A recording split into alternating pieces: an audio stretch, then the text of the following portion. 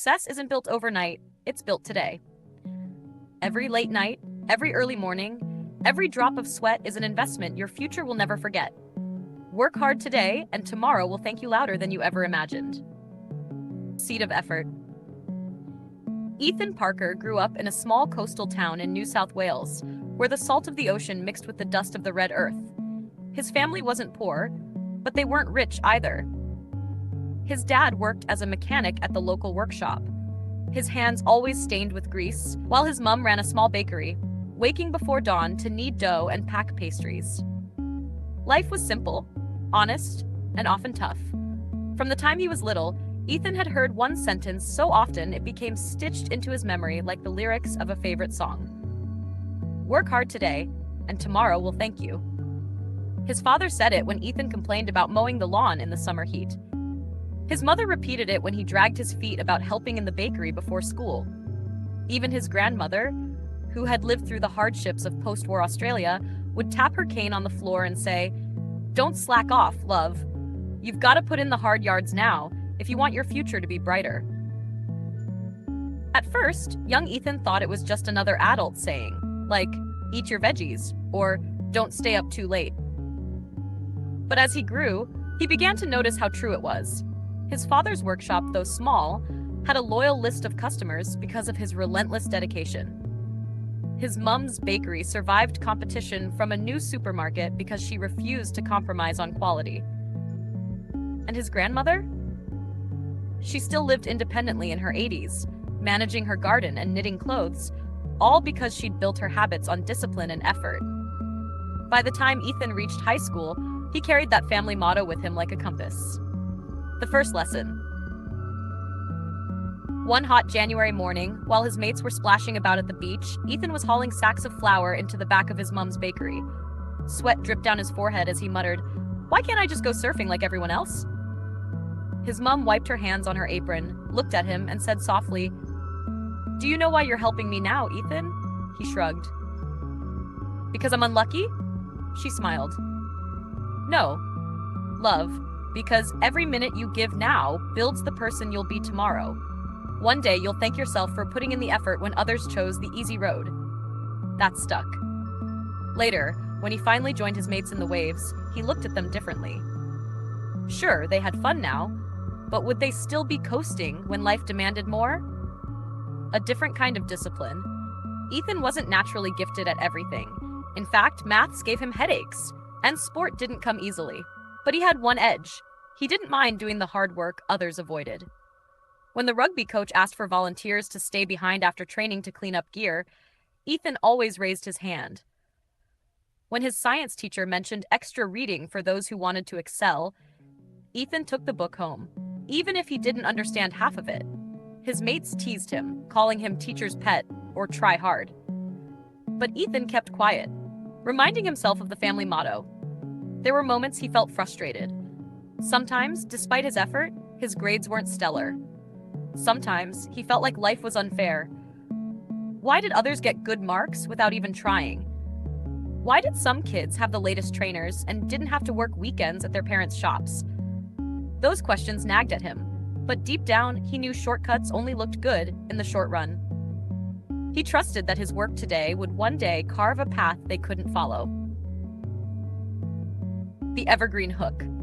The turning point of part 1 came during year 9, when the school hosted a motivational speaker, an ex-athlete who had broken his leg and rebuilt his career from scratch. Standing before the students, the man said, "Everyone wants success tomorrow, but very few are willing to pay for it today. If you want to win in the future, you must first survive the grind of now. Hard work is the down payment for every dream." Ethan felt as if those words were aimed straight at him. In that moment, the family saying transformed from a household phrase into a personal mantra. He scribbled it into his notebook, underlined it twice, and added his own twist. "Every tomorrow I want begins with today's sweat." From then on, it wasn't just his parents' voice echoing in his ears, it was his own. Planting the seed. Part 1 of Ethan's journey closes with him standing at the edge of his town's small pier, looking out at the endless Pacific Ocean. His mates laughed and shoved each other behind him, carefree as ever. Ethan laughed along, but his mind was elsewhere. He thought about the bakery, the workshop, his grandmother's words, the athlete's speech. He realized something powerful. Life wouldn't hand him a perfect tomorrow. He had to build it with his own hands, day by day. Like a farmer planting seeds, every small action mattered. Mowing lawns, studying late, helping his mum, none of it was wasted. It was all going into the soil of his future. He whispered the mantra to himself, barely audible over the crashing waves: work today, win tomorrow. And with that, the seed of effort was planted, ready to grow into the life he dreamed of, the struggles of the present. By the time Ethan entered his late teens, life was no longer just about mowing lawns or helping in the bakery. Reality had begun to show its teeth. High school was tougher than ever. The classes were harder, the competition fiercer, and the expectations heavier. Teachers drilled the idea of the HSC into their heads every single day. Your future depends on these marks. Universities look at this. Employers look at this. Don't waste the chance. For most of his mates, the words went in one ear and out the other. They joked about winging it, pulling all-nighters the day before an exam, and still managing to scrape through. Ethan, however, carried the weight differently. He wasn't the smartest kid in the room, and he knew it. If he was going to get anywhere, he had to outwork everyone else. Early mornings, long nights. Ethan's routine became brutal. He'd wake up before sunrise, help his mum pack trays of bread and muffins, then rush off to school with the smell of flour still clinging to his clothes. After classes, he'd stay back for extra study sessions, sometimes copying notes until his hand cramped. By the time he got home, he was exhausted. But there was still homework waiting, and often, a shift at the local servo on weekends to earn a bit of pocket money. His mates noticed. "Mate, you're too serious," one of them laughed as Ethan stayed behind in the library after footy practice.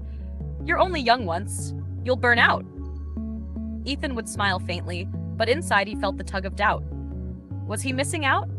Was he wasting his youth grinding while everyone else enjoyed themselves?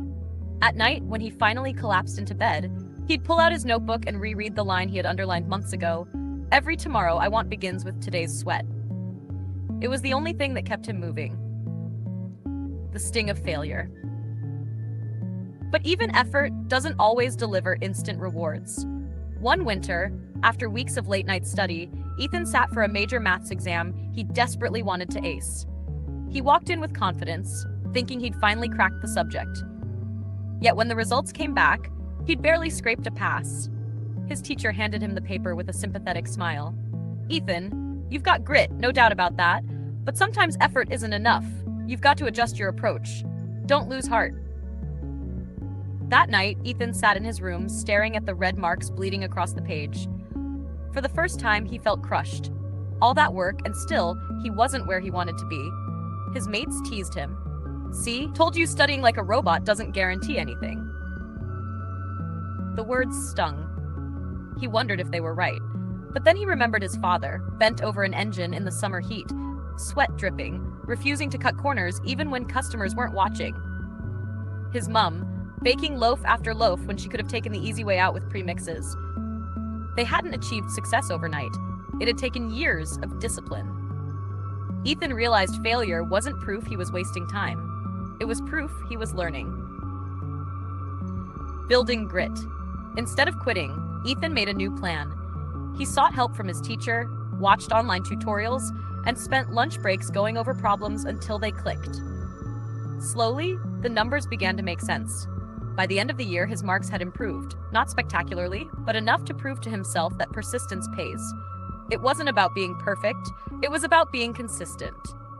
Still, the grind was lonely. On weekends, when others went to parties, Ethan often chose to work shifts at the servo or help his mum in the bakery. His friends laughed at him, saying he was missing the best years of his life. Deep down, Ethan sometimes feared they were right. But then he'd picture tomorrow, the life he wanted beyond the small town, the career, the freedom. And he knew that meant sacrificing pieces of today.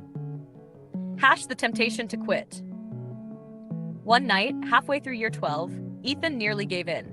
He was sitting at his desk, surrounded by textbooks, when his phone buzzed with messages. "Party tonight at Jake's. Everyone's going. Don't be boring." He looked at the books, then at the screen. For the first time, he felt a surge of rebellion. Why not? Why should I always be the one grinding? What if tomorrow doesn't even come? He stood up, grabbed his jacket, and almost walked out the door. But then his eyes caught the scribbled line on the wall above his desk, the one he'd written months ago. Work today, win tomorrow. It wasn't just words anymore. It was a promise to himself. He sat back down, clenched his pen, and kept going. The quiet victories. Ethan didn't top his class, and he didn't suddenly become the star student. But when the final HSC results came, he had something more valuable. The knowledge that he'd squeezed every ounce of effort from himself.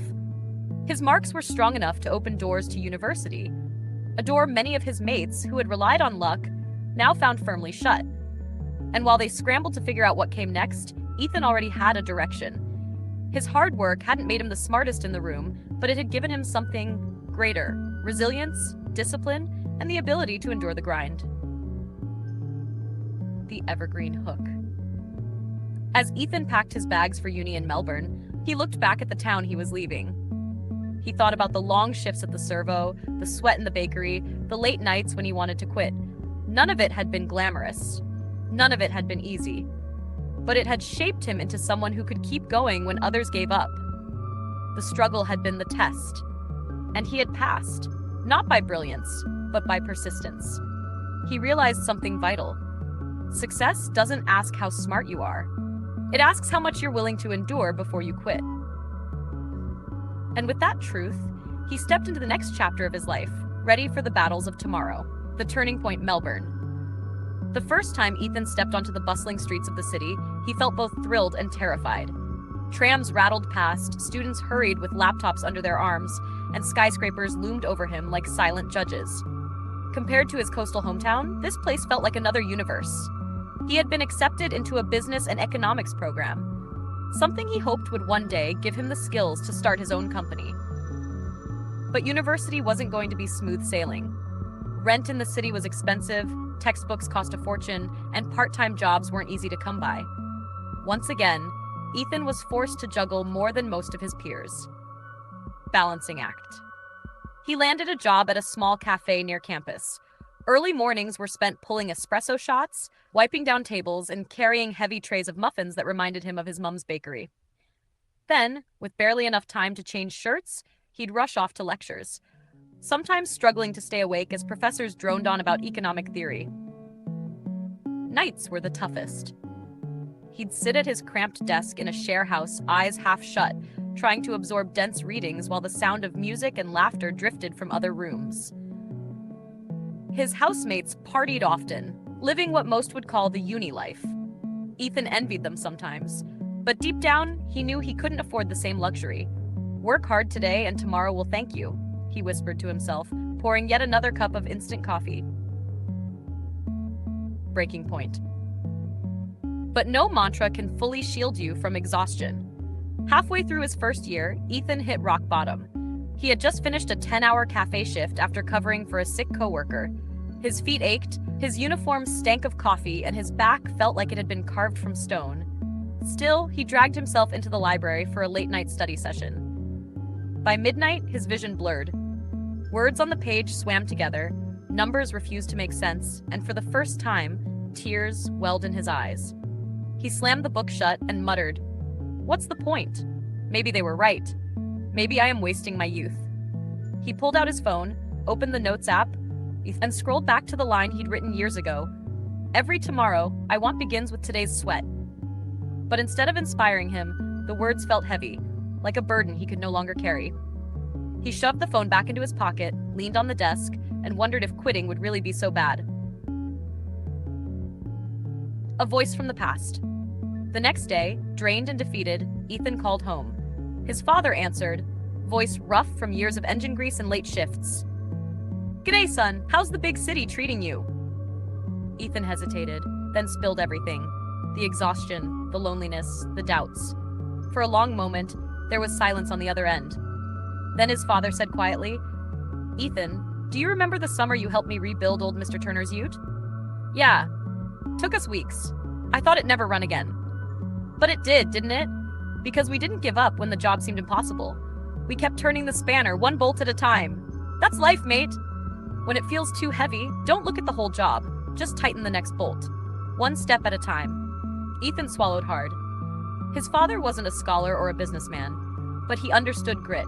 And in that moment, Ethan realized he didn't need to solve his entire future tonight. He just needed to survive today. Renewed focus. The call changed something. Instead of trying to do everything perfectly, Ethan broke his days into smaller wins. One chapter, not the whole textbook. One essay, not the whole degree. One shift, not a lifetime of work. He learned to rest properly, too. A morning jog around the Yara, a quiet evening with his journal, phone switched off. These became his ways of refueling. He wasn't a machine, and he didn't need to be. Slowly, the weight lifted. The unexpected opportunity. One afternoon, while clearing tables at the cafe, Ethan struck up a chat with a customer who noticed his textbook lying on the counter. "You studying economics?" the man asked. "Yeah, mate. First year, trying to survive it." The man chuckled. "I run a small finance consultancy. We're looking for interns. You seem like someone who knows how to work hard. Interested?" Ethan almost dropped the tray. "Are you serious?" "Dead serious. Come by next week, we'll have a chat."